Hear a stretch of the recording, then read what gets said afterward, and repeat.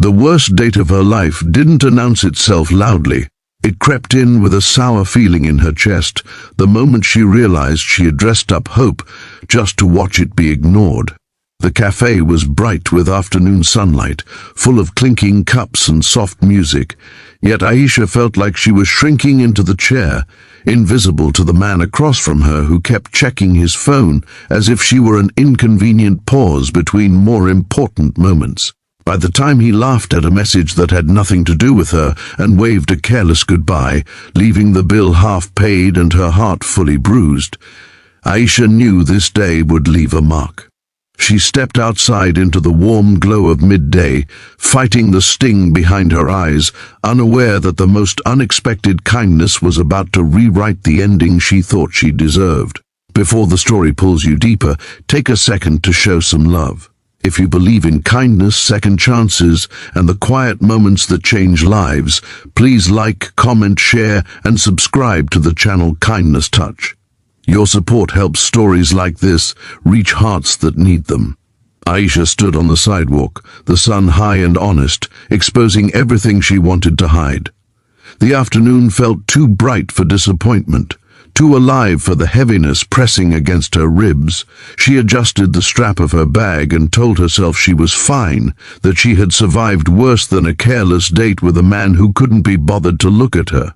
Still, the truth followed her like a shadow as she walked toward the bus stop, replaying the small humiliation she had swallowed with forced smiles. She had spent months convincing herself to try again after a long stretch of solitude, months building courage like a fragile tower, and it had taken less than an hour for it to collapse. The bus stop sat near a small park where trees cast soft patterns on the ground. Children's laughter floated through the air, and somewhere a street musician played a hopeful tune. Aisha sat on the bench, hands folded tightly in her lap, breathing through the ache. She felt foolish for expecting more, foolish for wanting connection in a world that seemed too busy to offer it.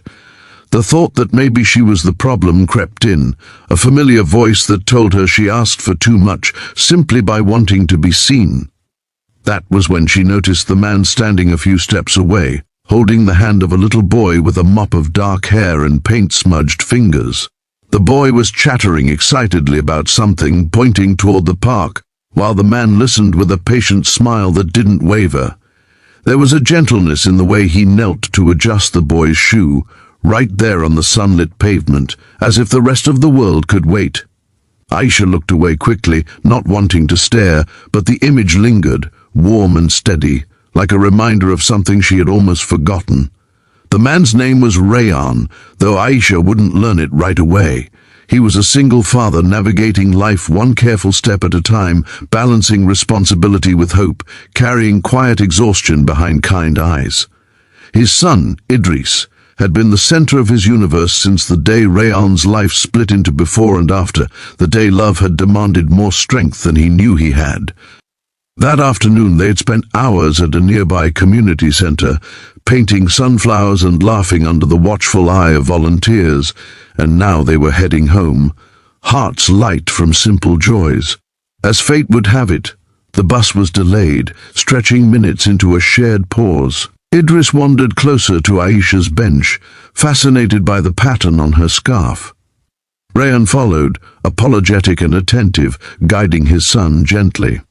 Aisha offered a small smile, one that surprised her with how natural it felt. There was no rush in that moment, no expectation, just people existing in the same pocket of time. When the bus finally arrived, it was crowded, the kind of midday rush that pressed strangers together. Aisha hesitated, her earlier confidence worn thin, but Rayan moved with quiet assurance, helping Idris aboard and then stepping aside to make space for her.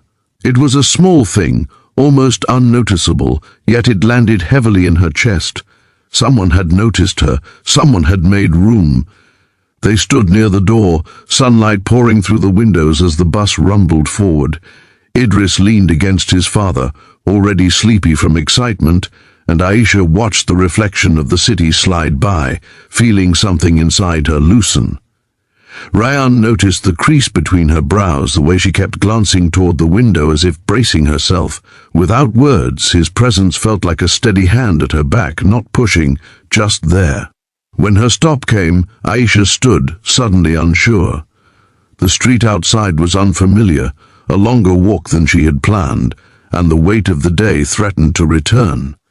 Ryan saw it in her posture, the hesitation that spoke louder than any request. He stepped off the bus with Idris, choosing to walk with her part of the way, turning an ordinary afternoon into a shared path. They walked beneath a sky so blue it felt unreal, the city humming gently around them. Idris skipped ahead, chasing imaginary adventures, while Ryan kept a watchful eye, grounding the moment. Aisha felt the strange comfort of not having to explain herself. The silence between them wasn't awkward, it was generous, allowing her to breathe. With each step, the sting of the café faded, replaced by a warmth she hadn't expected. Ryan's kindness wasn't loud or performative. It was in the way he adjusted his pace to match hers, the way he listened when she mentioned her love for quiet afternoons and second-hand bookstores, the way he spoke about Idris with pride that didn't ask for praise.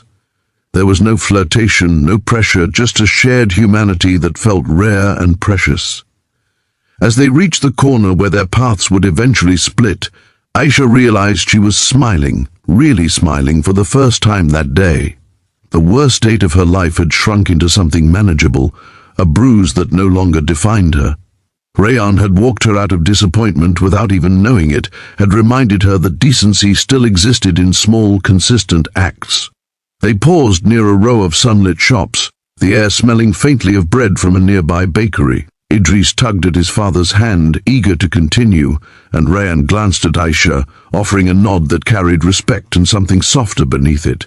There was no promise made, no exchange of expectations, yet the moment felt complete, like a chapter closing gently instead of slamming shut. After they parted, Aisha stood there for a while, watching them disappear into the crowd. The afternoon continued as if nothing monumental had happened, but she knew better. She walked home lighter, her steps steadier, her thoughts kinder. She realized that her heart hadn't been stolen in a dramatic sweep. It had been quietly reclaimed by hope. Days passed, and life resumed its rhythm. Aisha returned to work, to routines, to the ordinary beauty of daylight hours. Yet she carried that afternoon with her, letting it soften the edges of her doubt. She found herself noticing small kindnesses more, offering them in return, believing again that connection didn't have to arrive with fireworks to be real. Weeks later, fate nudged them together again at the same park, sunlight filtering through leaves as if conspiring. This time, recognition sparked easily, smiles blooming without effort. There was no rush to define anything, just a shared understanding that something meaningful had begun the moment a stranger chose to walk beside her. Ryan too felt the shift. In Aisha, he saw a gentleness that mirrored his own hopes, a resilience that resonated with the life he was building for his son. He admired her strength, the way she showed up despite disappointment, the way she met the world with openness even when it hurt. Idris took to her naturally, as children often do when they sense safety, and their laughter became a bridge between two careful hearts. The story of that terrible date transformed into a quiet joke, a reminder of how close despair can sit to grace. Aisha learned that sometimes the universe clears space by letting the wrong people leave early. Ryan learned that love doesn't always announce itself. Sometimes it simply walks you home in the middle of the day and changes how you see yourself. As the seasons shifted, their connection deepened not through grand gestures, but through consistency, patience, and shared afternoons filled with light. They built something honest, rooted in respect and the understanding that both had been broken in different ways, and chose to be gentle anyway. If this story is reaching you, if you've ever felt dismissed, overlooked, or weary from trying, let it remind you that kindness has a way of finding you when you least expect it. Sometimes the worst moments are only there to guide you toward the right ones.